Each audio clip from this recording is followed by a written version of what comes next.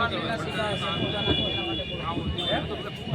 ભીમ, જય ભીમ. આગળના વક્તાઓ કહ્યું કે આજે આપણો કરુણ દિવસ છે, આજે આપણો કાળો દિવસ છે. એ દિવસે રાડો ન પડાય, પણ બહુ રાડો પાડવા છતાં આ સમાજ એક તો તમે ન થાય. એટલા માટે કરીને કહું છું, ડોક્ટર બાબા સાહેબ, डॉक्टर बाबा साहेब, जब तक सूरज चांद रहेगा. खूब खूब आभार.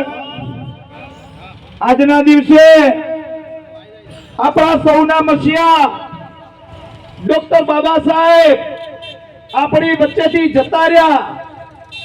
આપણે શું કર્યું? એમને ફૂલોની માળાઓ પહેરાવી, એમનો મેં હાલ કીધું ને, જય જયકારો બોલાયો. પણ આપણે એક થવાના હતા, એક નો થયા, તે નો થયા ને નો થયા. जिग्नेश भाई तुम आगे बढ़ो, हम तुम्हारे साथ हैं. जिग्नेश भाई માટે કરીને આવ્યા છો ને, તો ધરાત કરો. વાહ વાહ વાહ.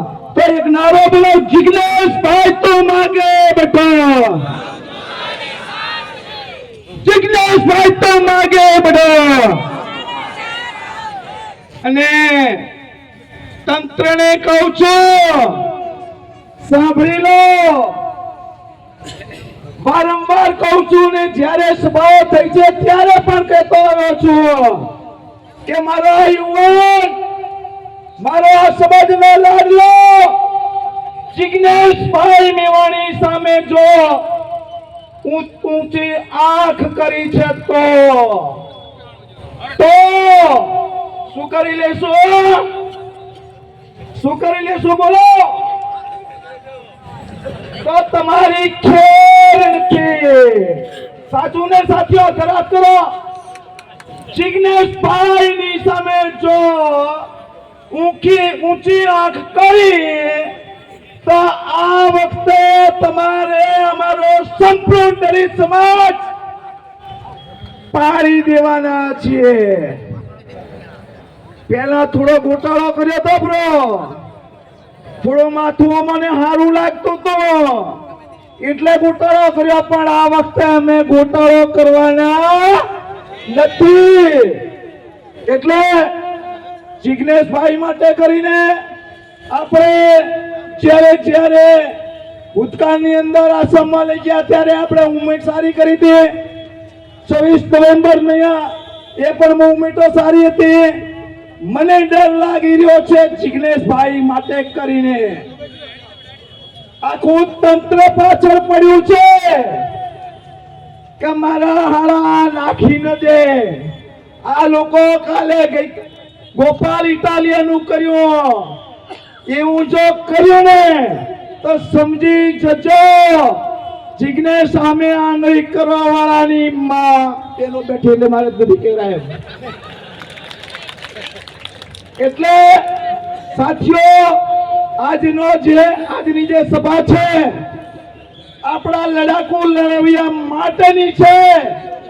આપણા મહામાનવ ડોક્ટર બાબા સાહેબના આંસુઓ લૂછવા માટેની છે.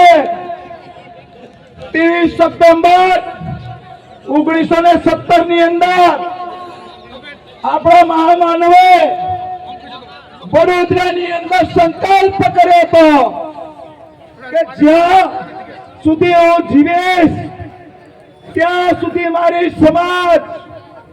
મારી સમાજની અંદર આ બધી પરિસ્થિતિ છે, પરિસ્થિતિ સુધારું નહીં તો હું ગોળી મારીને મારા લમણે ગોળી ખાઈને મરી જઈશ. આ એક સંકલ્પ કર્યો તો આજે દારૂ, ડ્રગ એટલે આજે નશો કરો છો, નશાનો સંકલ્પ કરીને જાઓ. પોલીસ વાળાને કે અમારે તમારી જરૂર નથી, અમે અહીંયાથી જાતે સંકલ્પ કરીએ છીએ કે અમે દારૂને અડશું નહીં, ડ્રગને અડશું નહીં. આવો નિર્ણય જાતે તમે કરી જાઓ. ત્યારે બાબા સાહેબને સાચી આજના દિવસે શ્રદ્ધાંજલિ છે. સાથીઓ, ઘણું બધું કહેવાનું છે. તમારો બધાનો પ્રેમ જોઉં છું, પણ સમયની મર્યાદા રહીને હમણાં મારા ભાઈ બોલ્યા, સમયની મર્યાદા. ઘણું બધું કહેવાનું છે.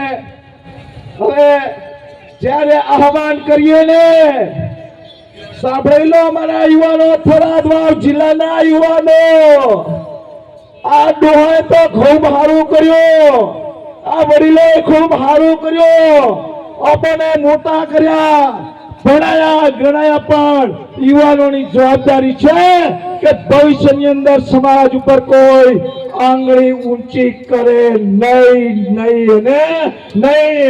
એવો સંકલ્પ સાથે અસ્તુ.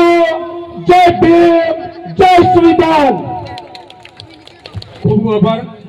રામદાસજી રાઠોડને વિનંતી કરીએ કે સમય મર્યાદામાં પોતાનું ઉદ્બોધન આપે.